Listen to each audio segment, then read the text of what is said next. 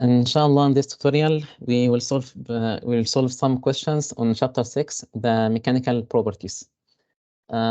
Starting with the first question. Here we have a steel bar. Okay, assume this one is a steel bar with 100 millimeter long. So the length of the bar is 100 millimeter. We will assume that is the initial length. Okay, L naught, we are represented by subscript naught or 0. Okay, and having a square cross section, so that is a square. Okay, 20 millimeter on an edge. So this length of this edge is 20 millimeter, and of course also this one is 20 millimeter. Okay, is pulled in tension. So we applied a tension force on this bar. Okay, so we pull it from the two sides. We have a tension force, or let's say it is F, yani. Okay, with a load of 89,000 Newton. So if the force applied is 80,000 Newton, 89,000 Newton, okay, and experiences an elongation. Elongation of 0.1 millimeter. Yani the elongation will always be in the same direction of the applied force. So this one was the initial length, 100 millimeter. When you apply the force, there is additional deformation around, we call it delta L. This elongation is 0.10 millimeter. Okay, so we added 0.10 millimeter elongation. Okay, it will be from both sides, assuming that the deformation is entirely elastic. When we say that the deformation is elastic, we mean by this that there is a relation between the stress and strain. Okay, there is a direct relation between them, and this one is called the elastic deformation, when there is a relation between stress and strain. So what is stress, what is strain? The stress is the force over area. Okay, we'll assume now that we are talking about the engineering stress and engineering strain.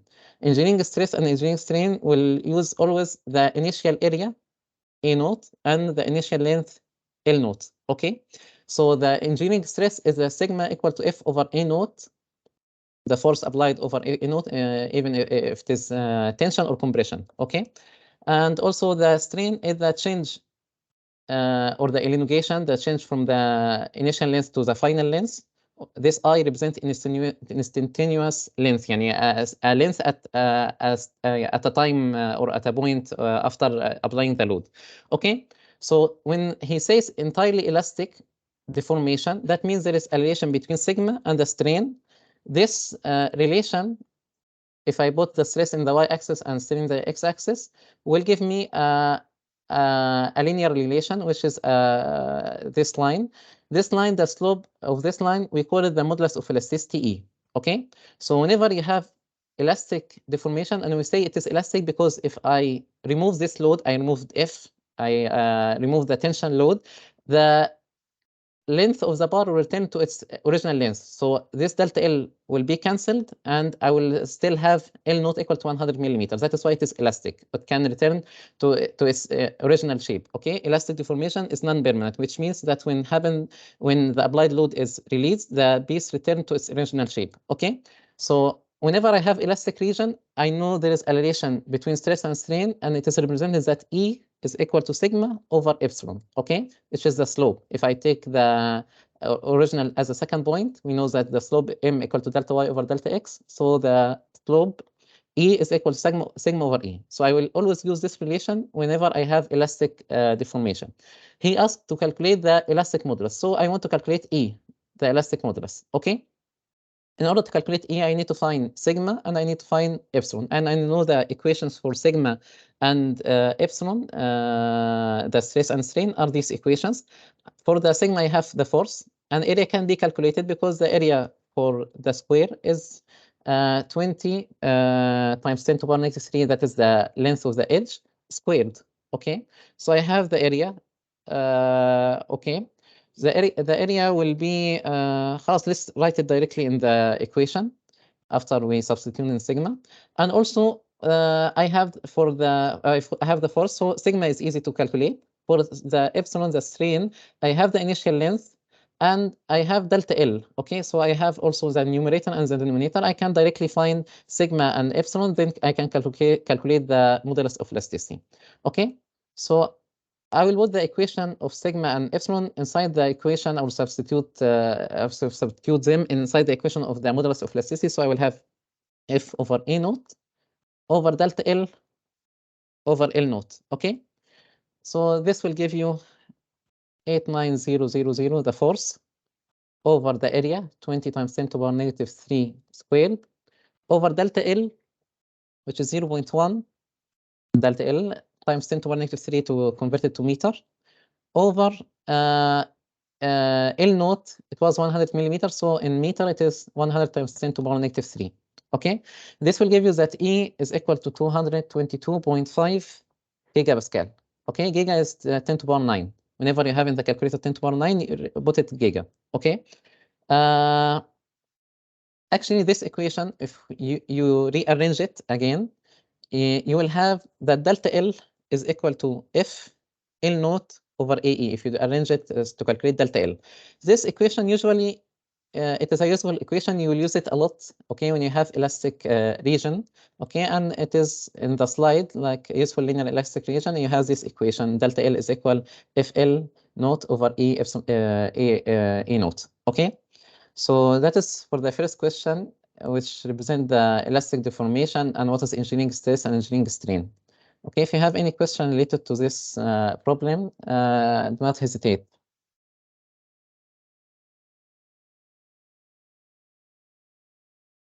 So, also, if there is no questions, let's move to the next problem.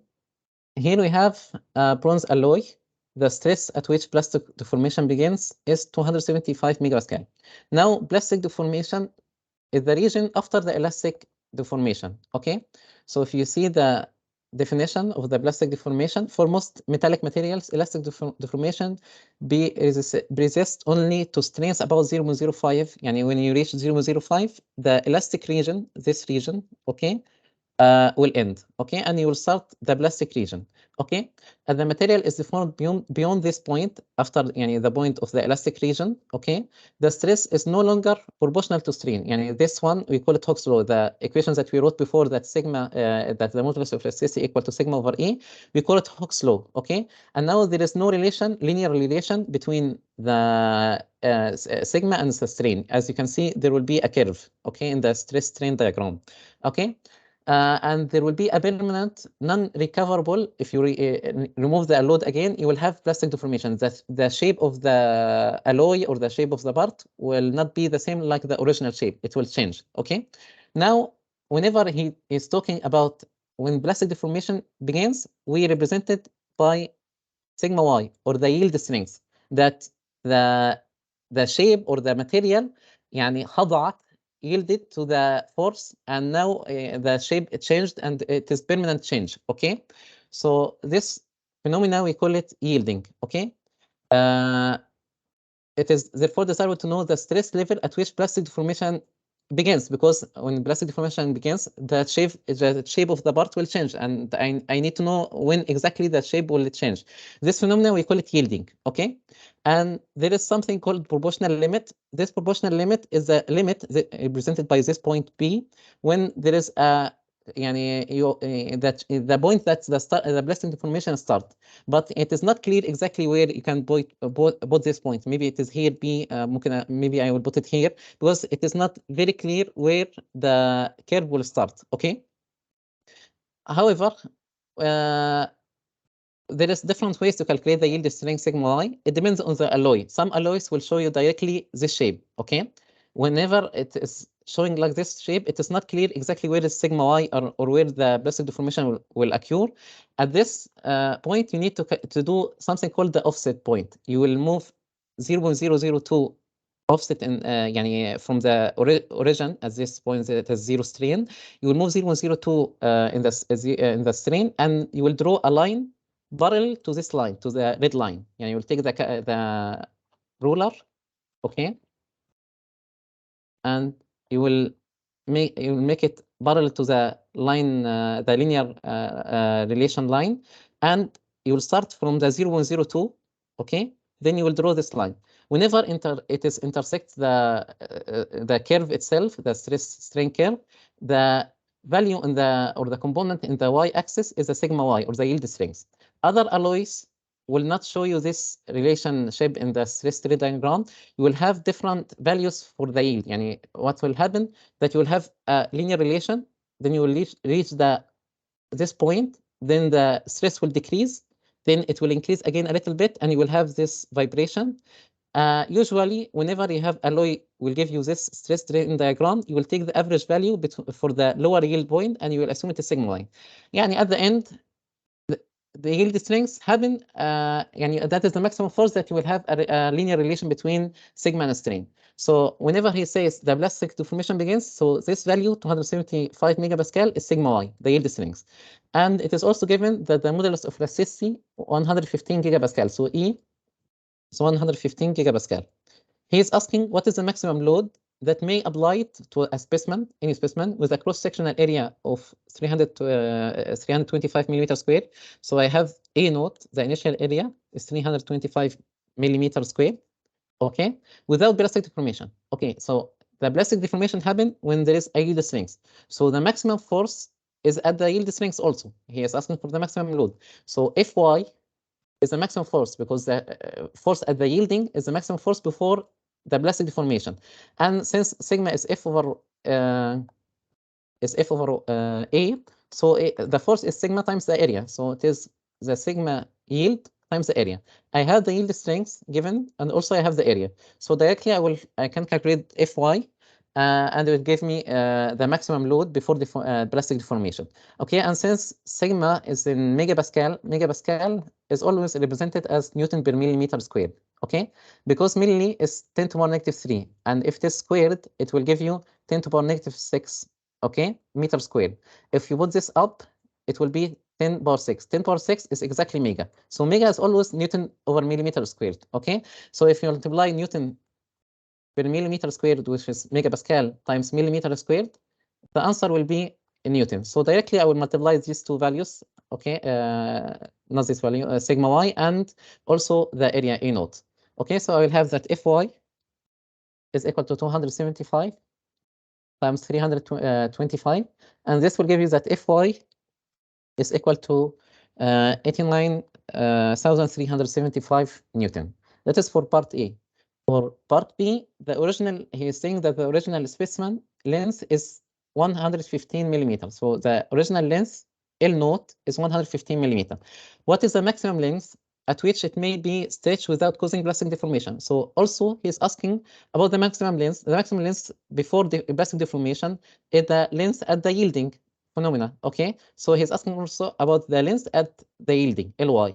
Okay, so in order to calculate this one, we know that the original length, the only equation that we know until now that has the original length and the elongation and so on, is this relation that the epsilon is equal to delta L over L naught. Okay, so instead of Ly, the instantaneous point, now the instantaneous point is at the yielding. Okay, so it is Ly. So I will use this equation, and I will say that epsilon is equal to delta L over L naught, and delta L now is L at yielding minus L naught over L naught. I have L naught given in the question, okay? Now I want to calculate Ly, but I don't have epsilon, it is not given. But I know in this region, the elastic region, there is a Hooke's law apply, okay? Which is E equal to sigma over epsilon. If I want to calculate epsilon, so epsilon is what? Epsilon is equal to sigma over E, okay? So I have sigma, it is the yielding also, and this E will be the yielding, because I want to calculate the length at the yielding, so I will use the strain at the yielding also. So I will substitute instead of the epsilon, sigma y over E. So it will be sigma y over E. I have E, it is given in the question, 115 gigapascal. I have sigma y, also it is given, and I have L naught. The remaining is to calculate Ly using the calculator. So Ly minus L naught over L naught. I will just substitute in the equation. I will convert sigma y and E, because one of them is in megapascal, the other in gigapascal. I'll put both of them in pascal. Okay, so it will be 275 times 10 to the power 6 over E is 115 times 10 to the power 9. and this will give you Ly minus 115, the initial length or the original length, over 115. By shift solve in the calculator, you will find that Ly is equal to 115.275 millimeter. Okay, so that is also for this question. I finished this one. Let's move to the next one. I think this one was clear. Okay, here you have a cylindrical specimen as shown here.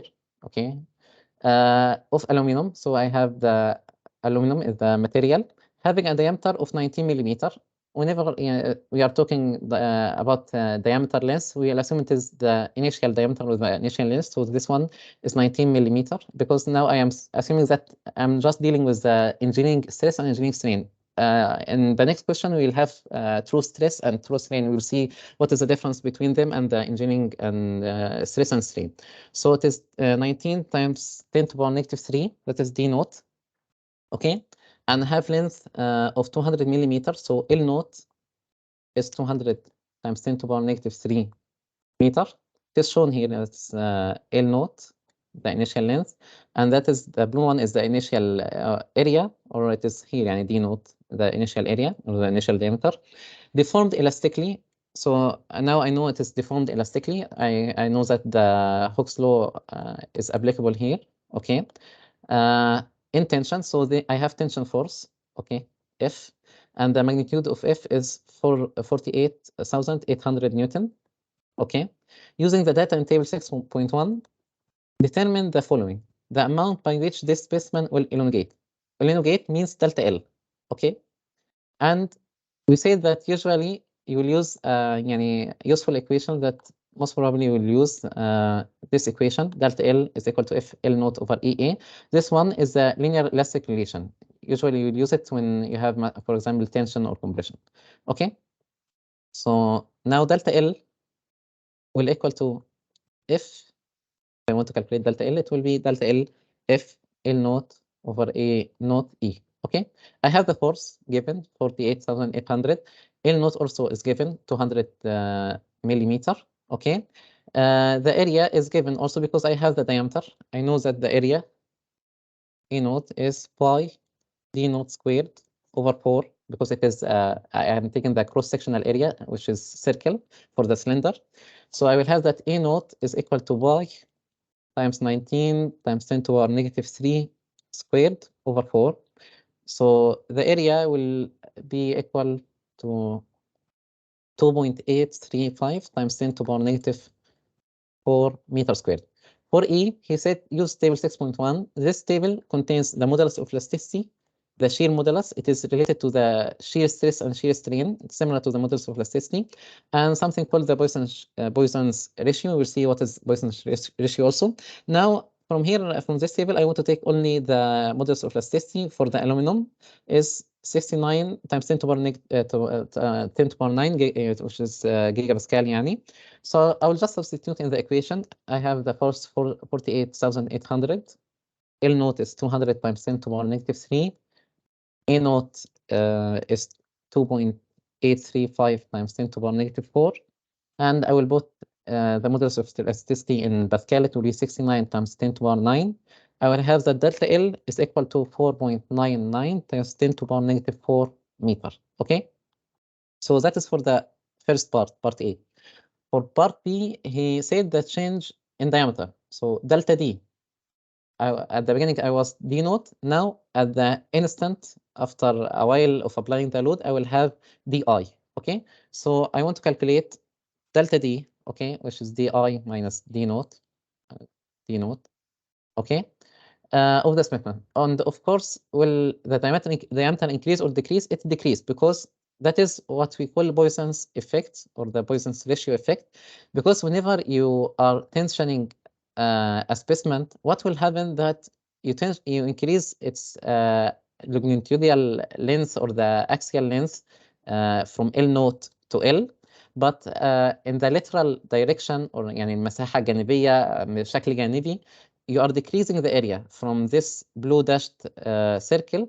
You are decreasing it to the red cylinder. Okay, so what will happen, of course, that the diameter will decrease, not increase. Okay, and the opposite when you have compression. When you have the compression, you are decreasing the length, but you are increasing the diameter or the cross-sectional area of the shape. Okay, so of course it is decreased, and we will see by solving that the answer will be negative. The answer for the Poisson ratio. The Poisson's effect or the Poisson's ratio, we represent it by V or this mu, that is the Poisson's ratio. It is negative because negative represents that there is one increasing, one decreasing. Okay, it is the ratio between the lateral strain, okay, the strain الجانبي, okay, because now you are increasing the strain delta L in the vertical axis, but actually there is a contraction in the diameter. Okay, so the contraction in the diameter or the strain الجانبي هو ال change in diameter over the initial diameter. So this is the lateral strain. Okay, we will see over the axial strain. Okay, the axial strain, we know it's delta L over L. Sorry. So now I will have V is equal to negative delta D over D naught over delta L over L naught. That is the Poisson's ratio. Now that is we put delta D over D naught because I have cylinder. The one is decreasing is the diameter. If, for example, I have a bar like the first question, I have rectangle cross-sectional area or square cross-sectional area. There will be delta L over L naught, the axial strain, and I will have here delta L over L naught, but in you can say not this one, the x-axis. You can say in the x-axis. We will call it, for example, EX, and this one we'll call it EZ. And there is also a strain in the EY. It will equal to EX. We'll see, inshallah. Okay, at the end, the axial strain in the denominator and the lateral strain in the numerator. Okay, so here I want to calculate delta D. I have D naught given. I have delta L I calculated in part A. I have L naught given in the question. V or the mu, this value for the Poisson's ratio is from the table. For aluminum it is 0.33. Okay, so also I have the Poisson's ratio. The remaining is to calculate delta D. Okay, so I'll just put the numbers in the equation and calculate using the calculator. So it will be 0.33, the Poisson's ratio, minus this minus. Be careful when you are putting it in the calculator. It is alone. It is better if you put bracket, then you write delta D or X in the calculator over D naught, which is 19 times 10 to the power negative 3 over delta L 4.99 times 10 to the power negative 4, and L naught was 200 times 10 to the power negative 3. Now delta D will equal to negative. The answer will be negative. Whenever the answer is negative, that means it decreases. Okay, and that's what we predict. It will be negative 1.56 times 10 to the power negative 5 meter. If you have any questions relating to this problem number 3, you can ask.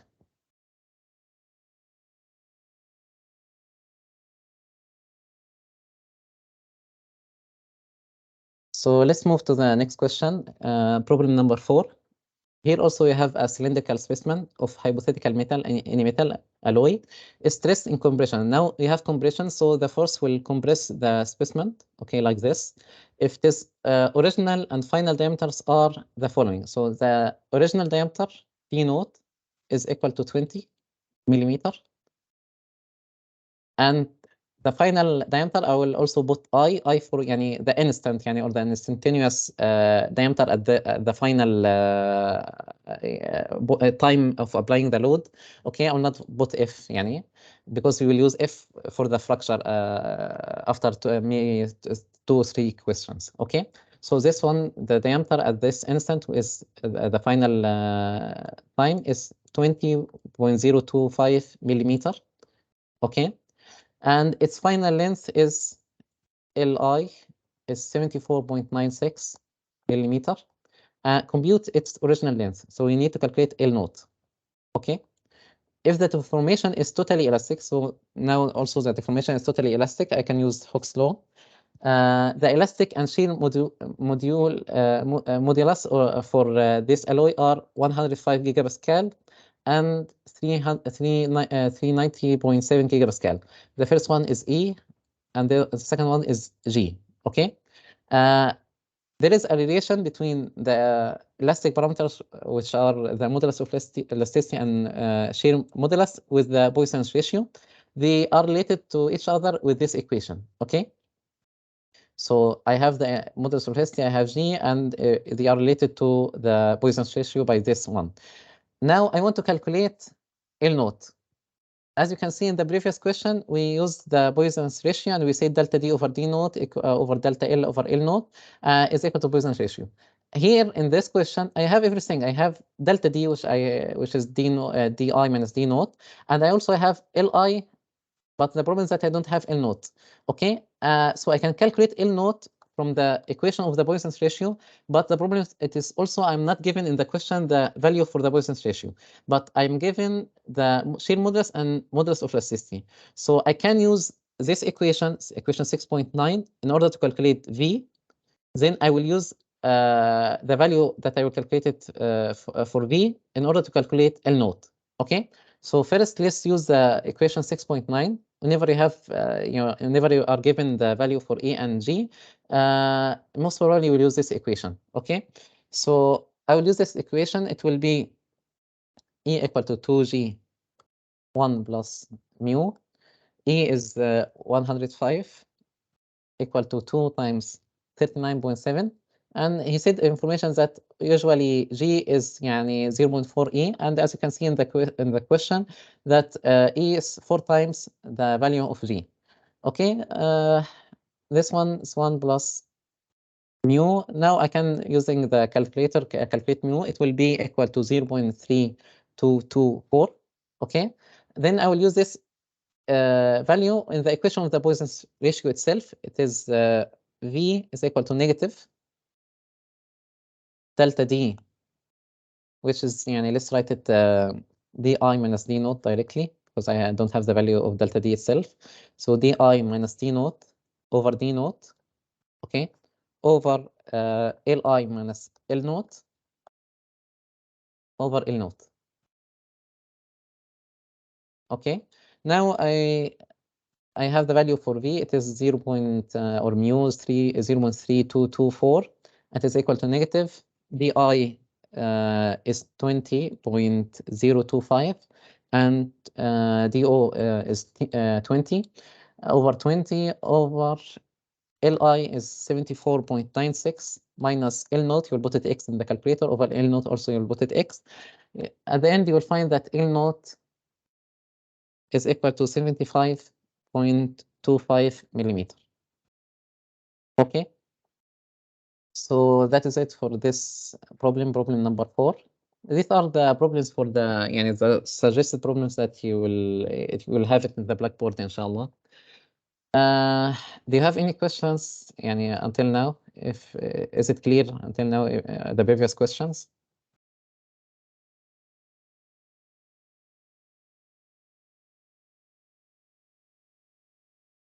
If there is no questions, خلاص. Okay. Okay. Here we have figure 6.21. It is a tensile stress strain graph for steel alloy. It is engineering stress strain behavior.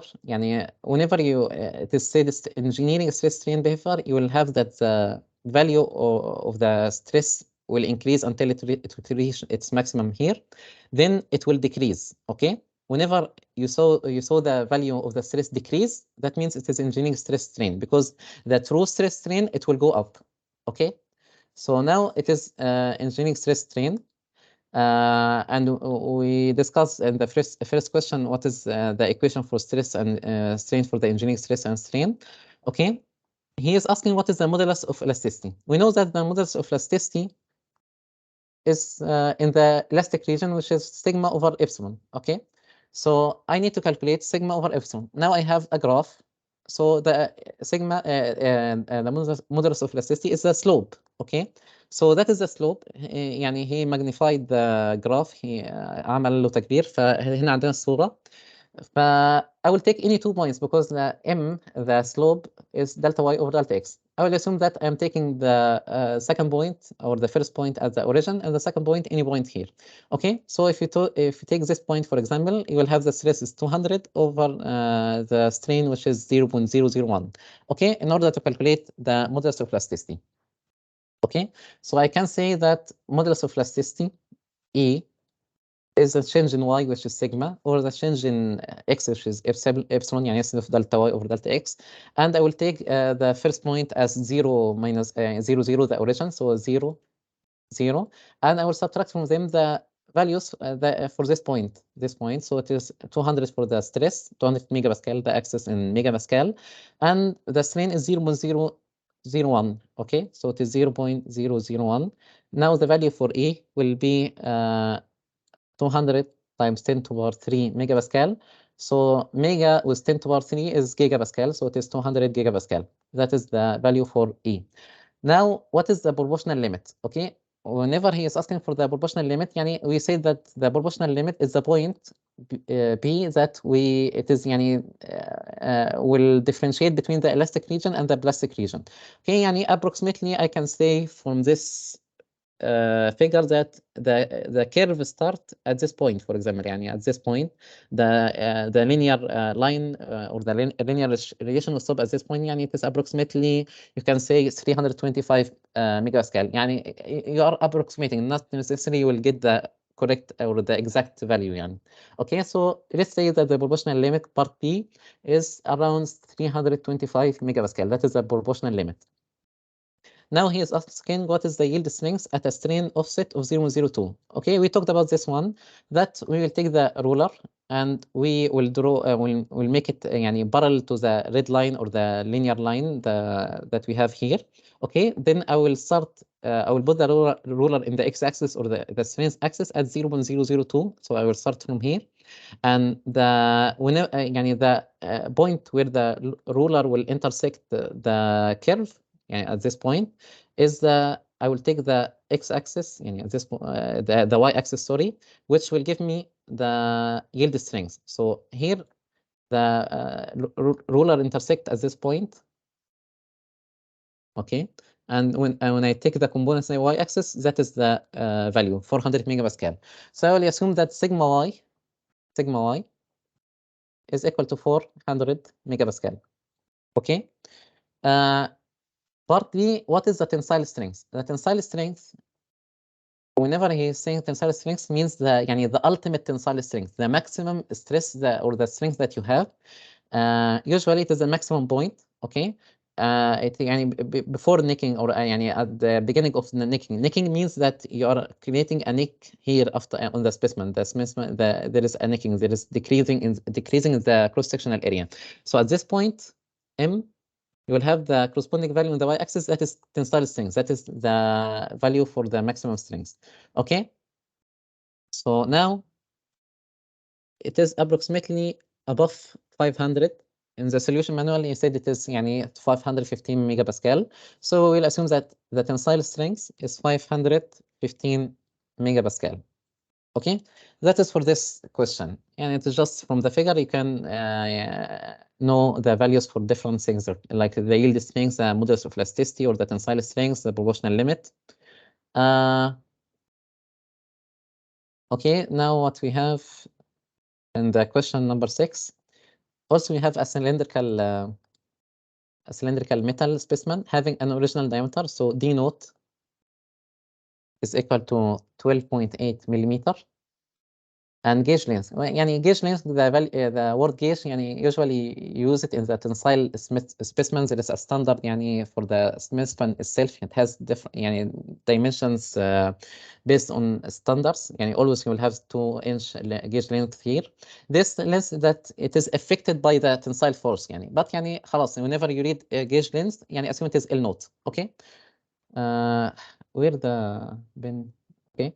So it is L naught. L naught is equal to 50.8 millimeter. Okay, is pulled in tension. So we have a tension force. Okay, and tail fracture. until fracture mean until يعني خلاص the specimen itself fractured. يعني as you can see here, that is the fracture point. Okay, the fracture point when خلاص there is a fracture here, they are not connected. Okay, so it is pulled until fracture.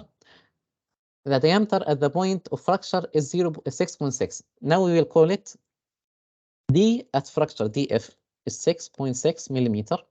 Okay, and the fractured gauge length is 72.14 millimeter. So LF is 72.14 millimeter. Calculate the ductility in terms of percent reduction in area and percent elongation. Ductility is similar to strain but multiplied by 100. It is percentage. So if you see the ductility, the definition of ductility is another important mechanical property. It is a measure of the degree of plastic deformation that has been sustained at fracture. Okay, so brittle materials will not have plastic deformation. Plastic deformation starts after the elastic region, right? Okay, brittle material directly will fail. Yani fracture will happen here at point P. But ductile materials, they will deform. Yani they will change their shape. They will have plastic deformation here. Okay, until they fracture.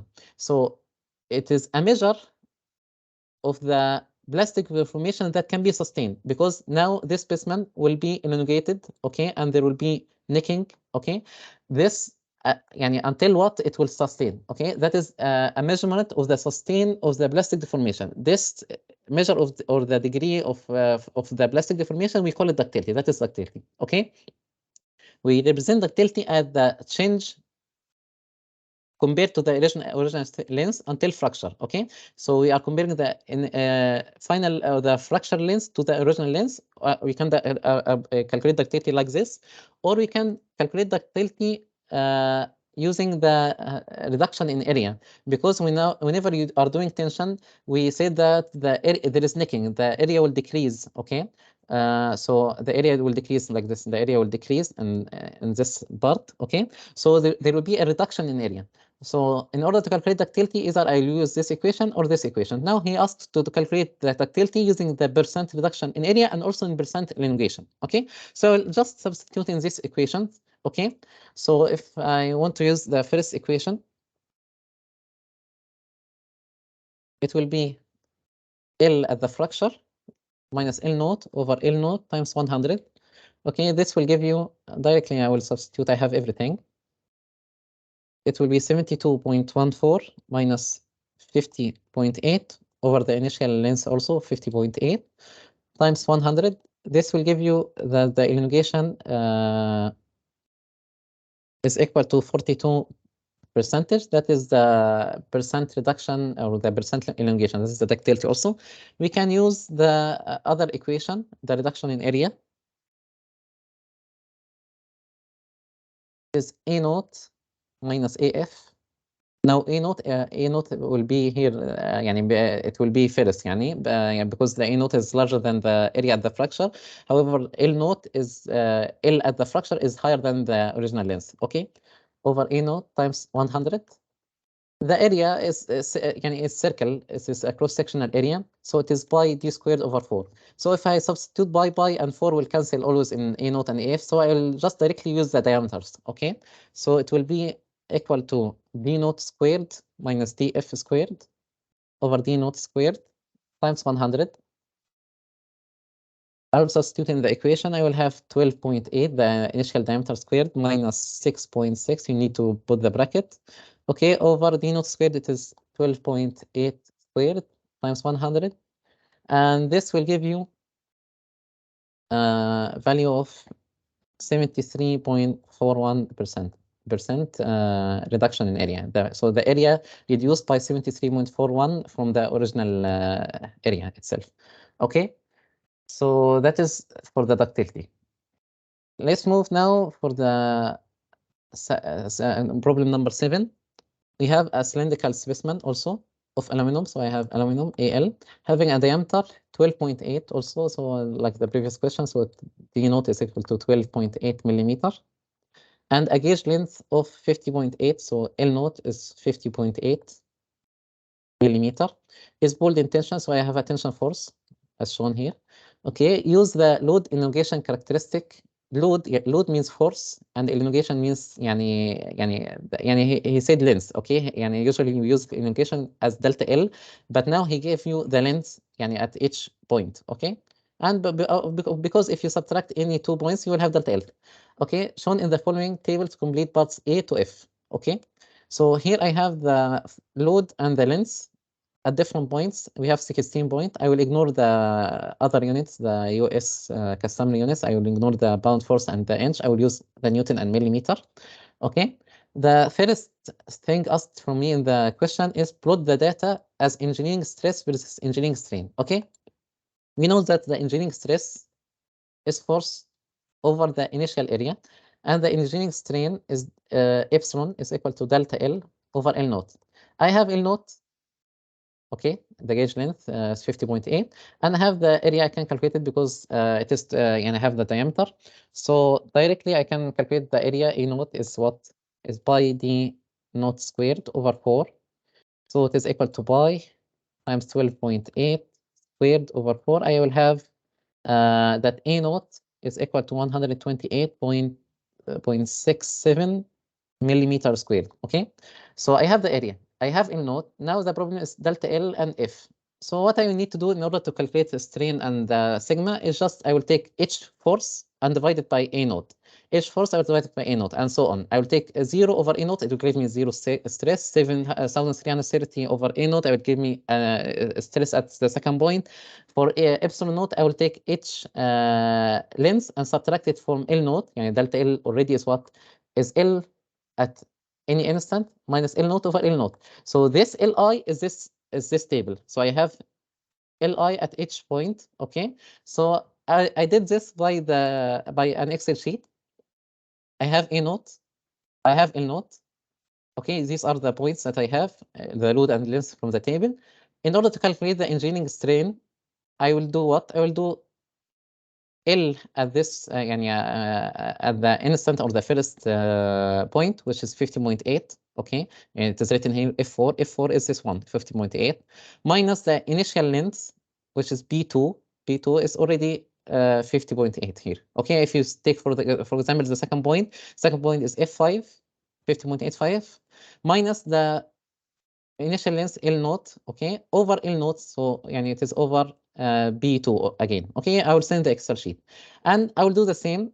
You will have only the thing that will change is if the column F, okay, and I will have the value for strain. Also for the stress, I will do it is any force, this force, for example, over the area. This force over the area, it will give me the second stress and so on. Then I took these two columns and I draw the stress strain diagram. I will have this stress strain diagram. Okay, that is the first thing required from me in the question. Of course, if this question, I don't think it will come in the exam because it will take time because you will not have Excel. Okay, but just to know. Then you want to calculate the compute in part B, compute the modulus of elasticity. We know that the modulus of elasticity is what?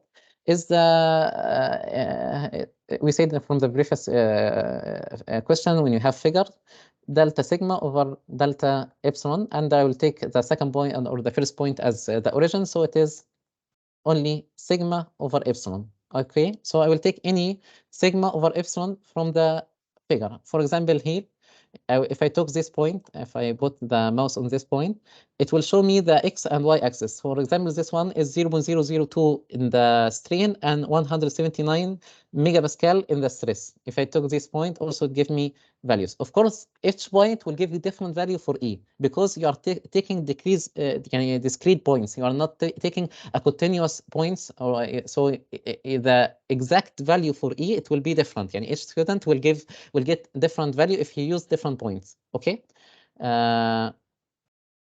So now I will take, for example, any point.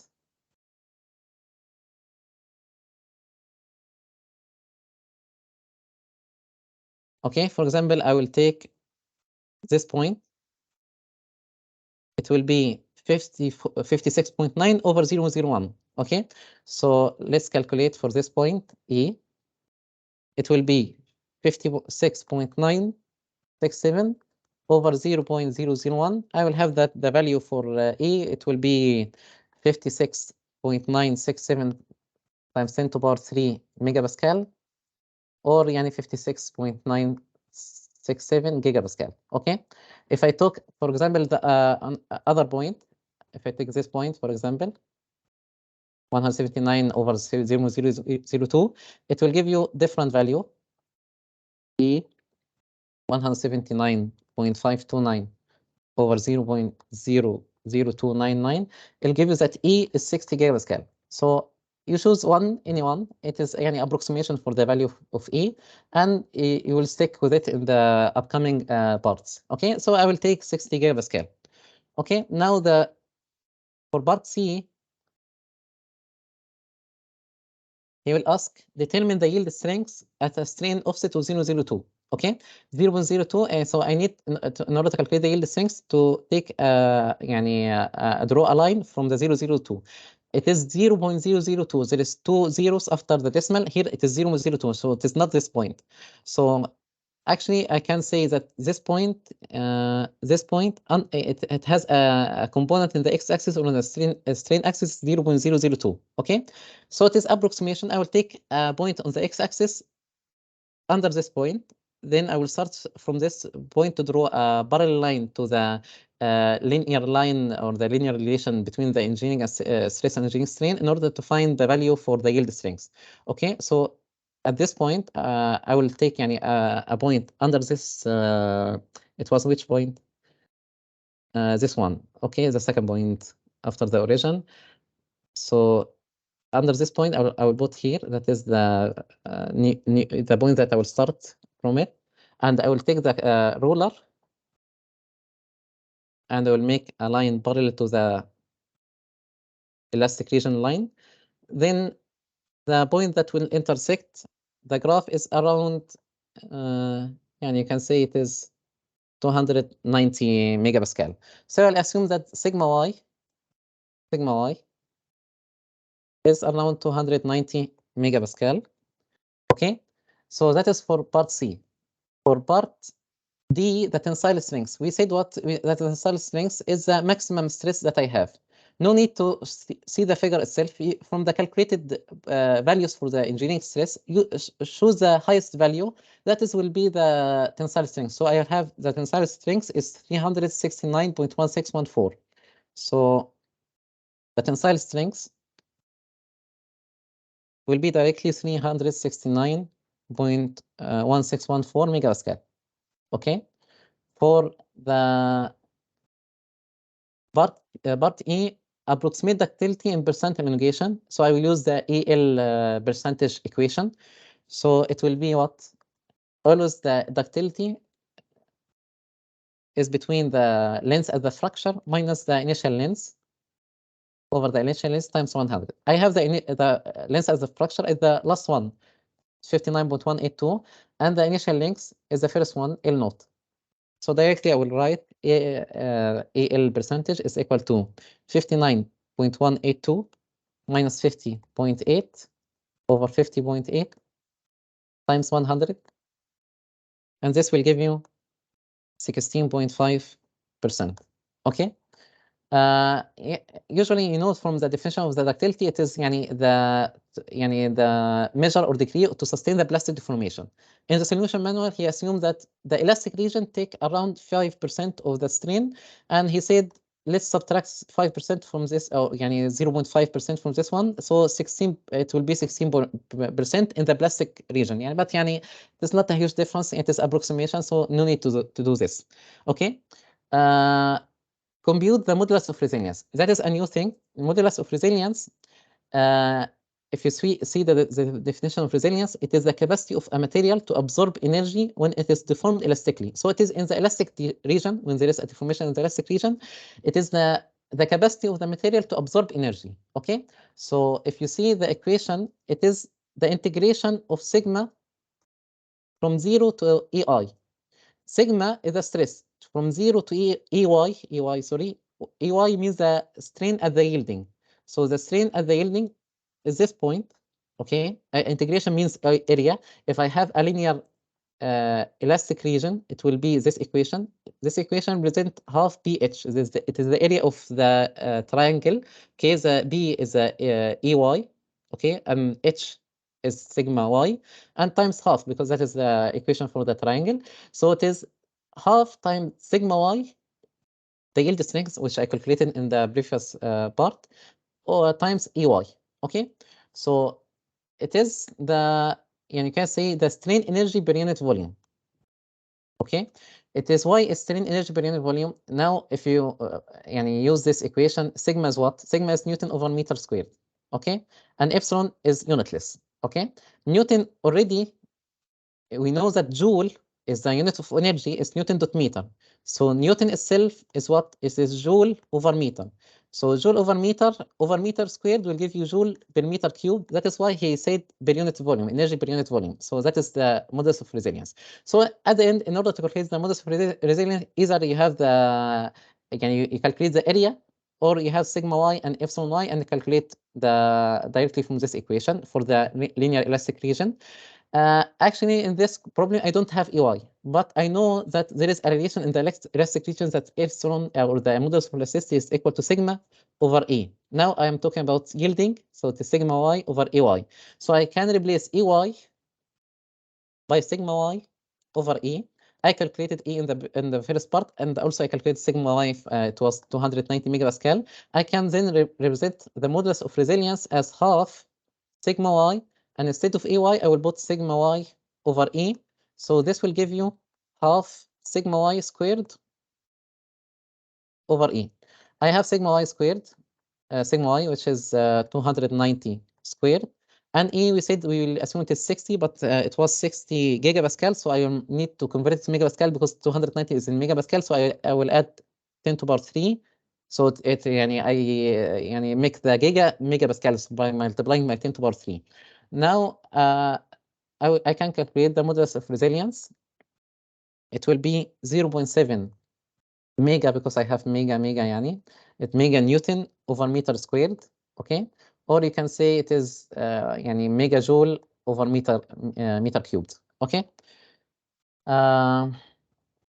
So that is it for this question. Of course, mega, because this one mega squared and this one is mega, so mega with mega will give you only 1 mega. Okay, that is for this question. If it is not clear or there is a problem with you in this problem, in this question, you can ask me.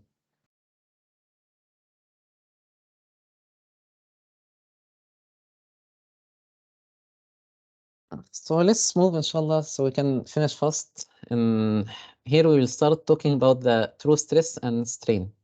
Okay, so using the data that we already used in the previous problem number 7, this one generates a true stress strain plot.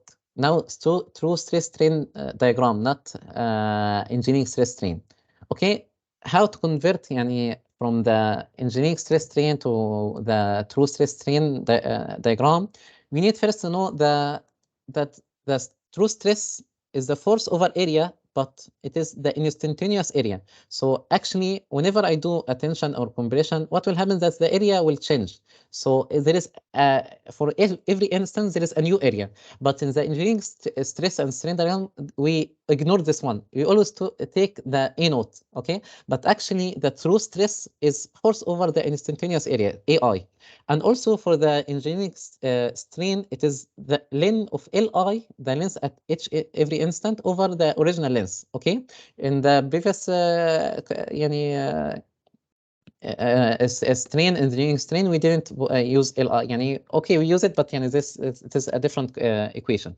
Okay, now there is a conversion equations between stress strain in the engineering form and in the true form. Okay, so these are the equations that convert between the engineering stress and the true stress, and the engineering strain and the true strain. That the engineering stress is equal to sigma, this one is the engineering one, times 1 plus this one is the engineering strain. Okay, and this one is epsilon t, the true strain, is equal to ln 1 plus the engineering strain. Okay, so I will use this equation because if I have sigma from the previous equation from the Excel sheet, and also I have the strain, I can directly use this equation in order to find sigma t, epsilon t, use them and plot a graph, which is required from me in the question. Okay, so what I did is I took the equations, I wrote it ln 1 plus epsilon. epsilon يعني the engineering stress was in column H. Okay, so and also I put the equation for the true stress. I5i is the values for the engineering stress, okay, plus H5, which is H, يعني the column H for the engineering strain, okay, okay. So what I did is just I used the equations, these conversion equations, in order to calculate the true stress and true strain, and I obtained different values for true stress and true strain, okay. However, there is a thing that he will mention in the question, okay, and you have it also in the slides, that the conversion equation that I used of engineering stress to true stress becomes invalid past the point at which necking begins, okay.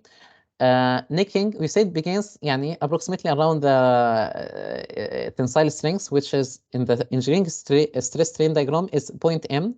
In the true stress strain diagram, they were represented by M prime. Okay, so after this point, يعني this region, we cannot use these equations. It is not valid. Okay, so what we need to do is to have area at each instant after this point and divided by the force in order to get sigma t and epsilon t. That is why in the question he give you values for the last 4 points, which are the points after the necking. Okay, when the necking begins, these are the points after the necking. Okay, so I will use these points also. يعني if you see the Excel sheet, the last 4 points I didn't use the equation. يعني this one has equation, but these 4 points, they don't have equations. What I did, that I have the diameter given in the table. Okay, I have the diameter in millimeter given in the table. What I did, that I calculated the area at each instant for the last 4 points. Then I used the value of the force given in the question for the last 4 points. Okay, and I divided the force over this every area given. Then I calculated the true stress. It will only make a problem for you in the true stress. However, for the true strain, you will always use the equation, the conversion equation, until the end. Okay. Then I took these values and plotted the tensile true stress strain diagram for the steel alloy. Okay, or for the aluminum alloy. So that is for this question. What he asked from me is just to plot the true stress strain diagram. That is the difference يعني, between the engineering stress strain and the true stress strain diagram. As you can see, it is going up. It is not decreasing. Okay, that is the difference between the true and the engineering.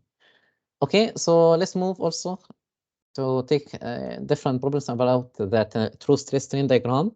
Having a tensile test is performed on a metal. I did attention on a metal specimen, and it is found that the true plastic strain of 0.2. Now it is true, so it is sigma t strain. And whenever he mentioned something related to plastic, we will see what we will do. We will usually use this equation. Okay, it is equal to 0.2. Again, this is true strain is 0.2 is produced when a true stress sigma t is equal to 575 megapascal is applied. Okay, for the same metal, يعني also for the same metal, the value of K is 86. We will see what is K, megapascal. Calculate the true strain.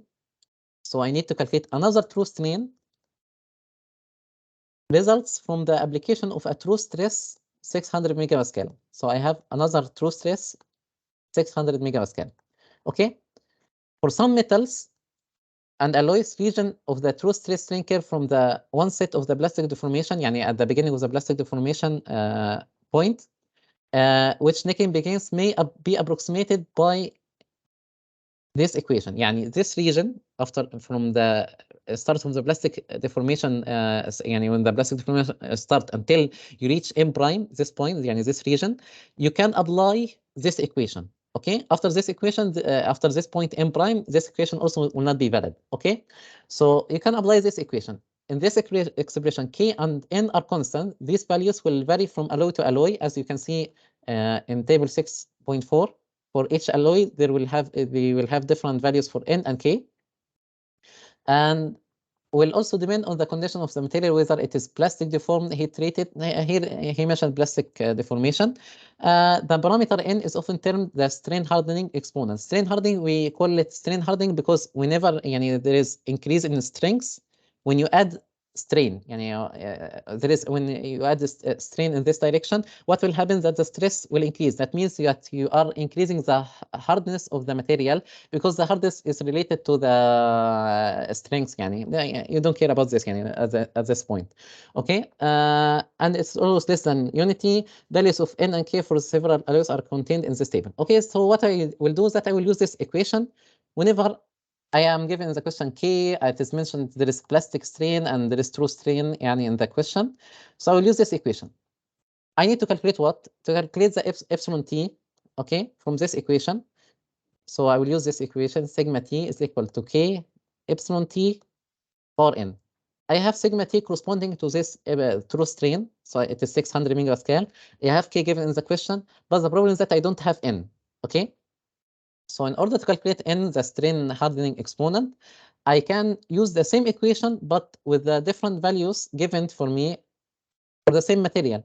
Okay, so I need to apply first this equation for the given values epsilon T and sigma T for 0.2 true strain. Then I can find N, then I use the value for N to calculate the epsilon T corresponding to the 600 megapascal. So I will use the equation again for sigma T equal to K epsilon T bar N. Sigma T now I will use 575 megapascal. K I have it 860. Epsilon T is what? Epsilon T is 0.2. I can use the calculator to calculate for N. You will find that N is equal to 0.25. Now I can use this value for N and use the equation again with the sigma T equals 600 megapascal in order to find the corresponding value of the true strain. So it will be sigma T again. I have sigma T is 600. K is 860. I need to calculate epsilon T corresponding to the 600 megapascal. N is 0.25. From the calculator, epsilon T will equal to 0.237. Okay. So that is also for the equations related to the true strain, true stress strain, true stress strain. Okay. Also, we have the final equation on, or the final questions on question on true stress strain diagram. I have for some metal alloy a true stress of 415 megapascal. So I have true stress sigma T is equal to 415 megapascal. Produces a plastic true strain. So corresponding for this value of the stress, I have a true strain equal to 0.475. How much will a specimen of this material elongate? So how to calculate delta L at the end. I need to calculate delta L. Delta L is the elongation. How much will a specimen will elongate when a true stress is equal to 325 megapascal. So I need to find delta L corresponding to sigma T equal to 325 megapascal. So the second sigma given, okay, is applied if the original length is 300 millimeters. So L naught is 300 millimeter. Assume a value for the strain hardening exponent N 0.25. Now I want to calculate delta L, right? Delta L, it is not shown here in any equation, but I know that delta L is equal to Li minus L naught. I have L naught given, but the problem is that I don't have Li. The equation that contains Li is this equation, right? So I need to calculate this. I need to use this equation in order to calculate Li. I have L naught, but the problem also that I don't have epsilon T corresponding to this value of sigma T. Okay, so in order to calculate epsilon T, this one, I need to find another equation that contains epsilon T. The only equations other than the equation 616 that contains epsilon T is this equation. So this equation, I have what? I have sigma T, which is 325 megapascal. I need to find epsilon T. I have N, but the problem now I don't have K. So I can use this equation again also, because I have two values for the sigma and epsilon at another point. I can use this equation with these values for sigma and epsilon, and I have N to calculate K. Then I use again the same equation to calculate epsilon T. So then I will return back to calculate Li from this equation. Then I can calculate delta L. So the first step is to use what you have. Whenever you have epsilon and sigma related to each other, use this equation first to find the unknowns. Okay, so I will use the equation that sigma T is equal to K epsilon T over N. I will use the first given in the question, which is sigma t equal to 415 megapascal and 0.475, in order to calculate k. So it will be 415 equal to k times 0.475 power 0.25. I will have that k is equal to 500 megapascal. Now I have k. I can use the equation again with the new values for the sigma and epsilon in order to calculate epsilon. Yani it will be sigma, the new sigma, it is 325 equal to 500, which is k. Now I want to calculate epsilon t corresponding to this value of the stress, power 0.25. I will have the new value for epsilon t. It is 0.179. This value, I will use it to calculate the length at the instant he asked in the question. So it will be epsilon t is equal to ln Li over L naught. So epsilon t is 0.179 equal to ln Li is, I want to calculate Li over 300. This will give me by the calculator that Li is 358.8 millimeter. And by this, I can calculate delta L. Delta L will equal to Li minus L naught. So I will have 358.8 minus 300. This will give you that delta L is 58.8 millimeter. Okay. So that is the final question that we will have on the true stress strain diagram. The remaining in this tutorial is to calculate the hardness number, okay, and to know about the average and the standard deviation, and to know a small question about the factor of safety. So still we have only 3 equations remaining. It is a small questions. Inshallah, we'll finish fast. A 10 millimeter diameter Brenner hardness indentor. So that is the indentor. That is the thing that you apply on the alloy itself. So this is the ball that you apply on the alloy itself. The alloy is in the white one. The indentor is this sphere in gray. The diameter of this sphere, so it is D capital, is given 10 millimeter. Okay, and it will make indentation on the alloy itself equal to small diameter D naught, that is the indentation on the alloy itself, okay, equal to 1.62 millimeter on the steel alloy when a load of 500 kilogram. Here they usually represent the load in kilogram. So when they give it the value B or the letter B, okay, in order to calculate the hardness number or the hardness value, we will use directly this equation that the hardness value will, I will just substitute in this equation. You can substitute. Okay. The other way also to calculate the hardness, that there is a relation between the hardness number and the tensile strength. Okay.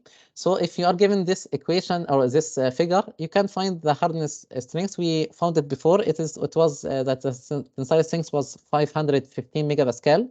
So if I want to calculate the hardness, it will be I will use this equation. It will be the tensile strength over 3.45. Okay, so that is for the estimation of the hardness number. Now for the variability of material properties. For example, here you will have different values for the Rockwell B hardness. It is similar to the Brenner hardness measurements. We have another measurement for hardness. It is Rockwell B hardness. We have the values, and he asked for the average and the standard deviation. I think you know it before from the chemistry lab or the physics lab. So what I did is I made a Excel sheet directly in order to calculate the values. I have the values for the hardness. I call it X. Then I found the total values. I added them, and if I want to divide them by the number of the hardness values given, which is 15 value, I will have X average. Okay, and also I use the function in the Excel. And also, in order to calculate the standard deviation, you will use this equation. You will subtract each value given for X or the values for the hardness from the average that you calculated. Okay, then you will square them. You will find the total. This total is the sigma inside the bracket, the sigma, and then you need to divide by 15 minus 1 because you have 15's hardness value, and then take the square root or power half in order to find the standard deviation.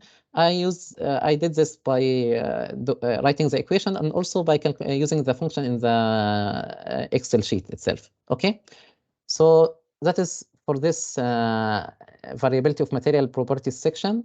Now for the last problem to calculate the factor of safety. Now he's saying what? That there is a tensile apparatus, okay, and you applied a force equal to 2,200 Newton, okay, in order to tension or to make a tensile for this specimen.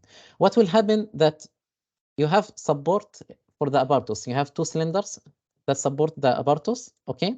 So this 220,000 will be distributed or divided in these two cylinders. Yani these cylinders will carry this load. So each one, because the distance from the main force is the same, each one will have half of this value, 2,200 Newton. So if each one will have 110,000 Newton at each one, okay? Then this value that you will use inside this equation to calculate the working stress. The working stress, yani the one that you will apply, it will be less than the yielding stress by a factor of n. N is the factor of safety. We'll assume, for example, in this question that I have factor of safety 4. So whenever I am designing, I'm designing with a factor of safety less than the yield strength, because the yield strength will make a deformation in the part. I don't want these cylinders to deform.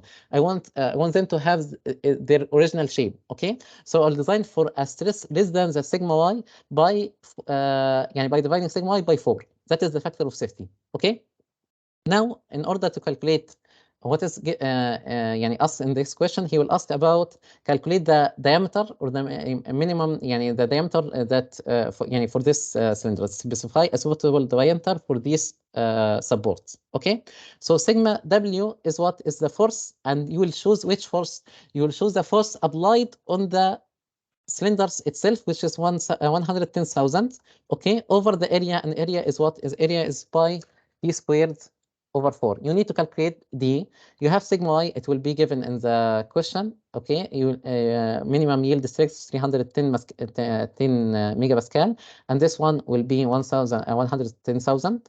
Okay, and you'll divide sigma y over n. N is what? N is 4. You will assume the value of 4. Okay, so directly you have everything. The meaning is to calculate the diameter. Then the diameter you will have it after you calculate. It will be 0.0425.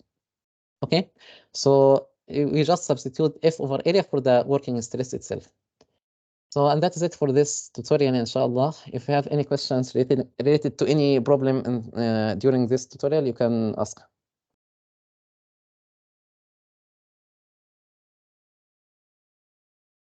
All clear, thank you. Okay, let's stop the recording. You're most welcome.